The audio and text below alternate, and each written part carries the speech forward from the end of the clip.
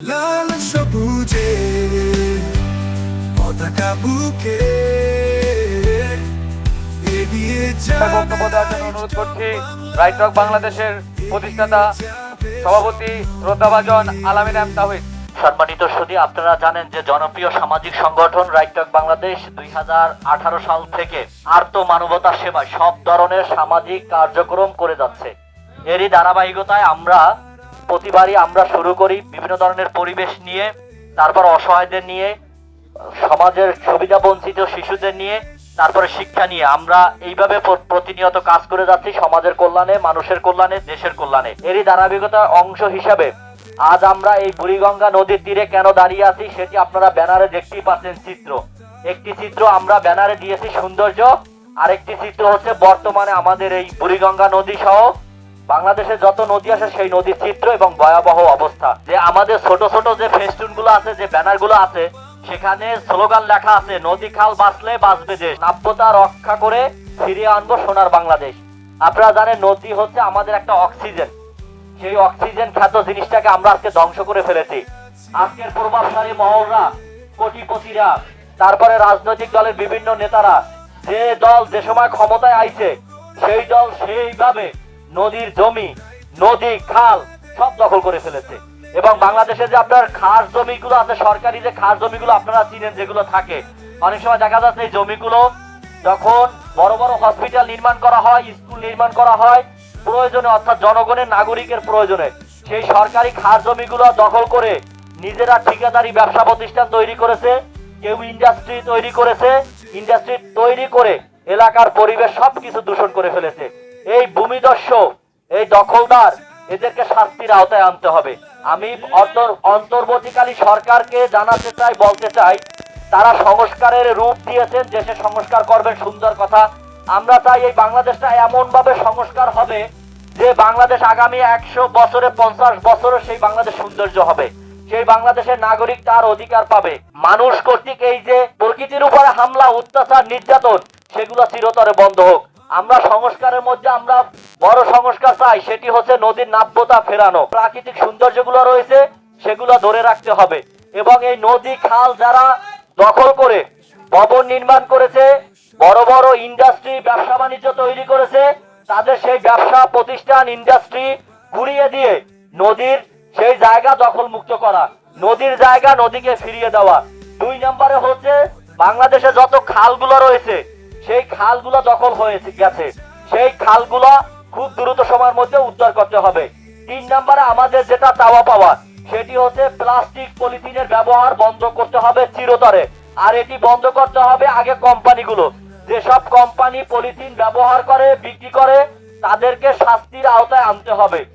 4 নম্বরে আমাদের যে দাবি, সেটি হচ্ছে যে ময়লা আবর্জনা, বোতল, পলিথিন যেগুলো ড্রেনে ফেলা হয় এবং নদীতে ফেলা হয়, নদীর দূষণ এবং নদীতে যে মাছগুলো রয়েছে সেই মাছগুলো এই সকল প্লাস্টিক খেয়ে কিন্তু বড় হচ্ছে। সেই মাছগুলোই কিন্তু আমাদের মানব দেহে যাচ্ছে। মানব দেহে যাওয়ার পরে আমরা কিন্তু ক্যান্সার আক্রান্ত হয়ে আজকে মারা যাচ্ছি। এক সময় কিন্তু বাংলাদেশে মানুষ ক্যান্সার নামক রোগটাকে তেমন একটা চিনত না, ঘরে ঘরে ক্যান্সার হয়ে মানুষ মারা যাচ্ছে। একটা অপারেশন করার পরে মানুষ আর টিকছে না। তো আমাদের দাবি হচ্ছে প্লাস্টিক, পলিথিন, ময়লা আবর্জনা, বিভিন্ন শিল্প, ইন্ডাস্ট্রি, কারখানার যে বর্জ্য, সেগুলা কোনো মতে, কোনো ভাবে যাতে নদীতে না ফেলে যারা করে তাদের বিরুদ্ধে কঠোর আইনি ব্যবস্থা গ্রহণ করতে হবে।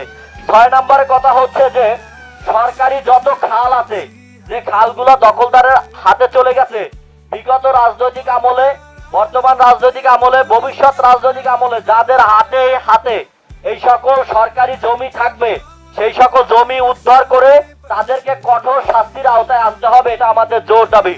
সরকারি জমি সরকারি কোষাগারে থাকবে, জনগণের সেবার জন্য ব্যয় করা হবে। এই জমি যাতে কোনোভাবে কোনো ব্যক্তি মালিকানা, কারো বাপের বিটা সম্পদ যাতে না হয়, সেদিকে সরকারকে লক্ষ্য রাখতে হবে।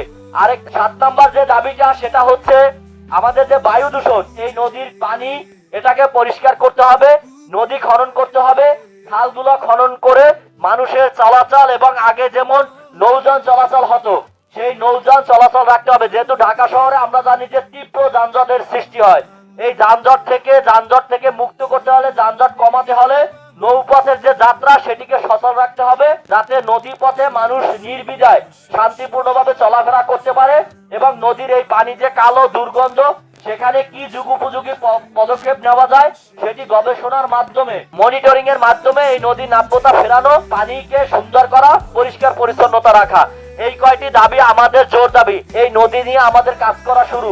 যেখানে আমরা এখন কাজ করব, যারা নদীগুলো দখল করেছে সেই প্রভাবশালী এবং যারা রাজনৈতিক দল এই দখলদারের সাথে যুক্ত, তাদেরকে আমরা এখন খুঁজে খুঁজে বের করে তাদের নামে তালিকা করব। তালিকা করে আমরা সরকারের কাছে দেব, তাদেরকে আমরা সঙ্গে নিয়ে সেগুলো উচ্ছেদ করার চেষ্টা করব। দখলদার, অবৈধ, যারা সমাজের শত্রু, দেশের শত্রু, পরিবেশ দূষণকারীদের বিরুদ্ধে আমাদের এইখান থেকে, বুড়িগঙ্গা নদী থেকে আমাদের আজকে শপথ হবে। আমরা এইটা যুদ্ধের মতো আমরা ঘোষণা করেছি। এই যে বিষয়গুলো আমরা তুলে ধরেছি, যে দাবিগুলো জানিয়েছি, আমরা আজকে কাজ করে যাচ্ছি বিনা পরিশ্রমে মানুষের জন্য। অথচ এদেশে যারা হাজার হাজার কোটি টাকার মালিক, যারা এসি রুমে ঘুমাচ্ছে, তারা মানুষের পিছনে 1 টাকা ব্যয় করছে না। আর আমরা এখানে ছাত্র, বিভিন্ন ধরনের স্বেচ্ছাসেবকরা আজকে আমরা এখানে দাঁড়িয়েছি কেন? আমরা এই দেশকে রক্ষা করার জন্য, দানবদের হাত থেকে, দখলদারদের হাত থেকে এই নদীকে মুক্ত করার জন্য, সরকারি জমিগুলো উন্মুক্ত রাখার জন্য আজকে আমরা এই মানবিক সেবায় আমরা কাজ করেছি।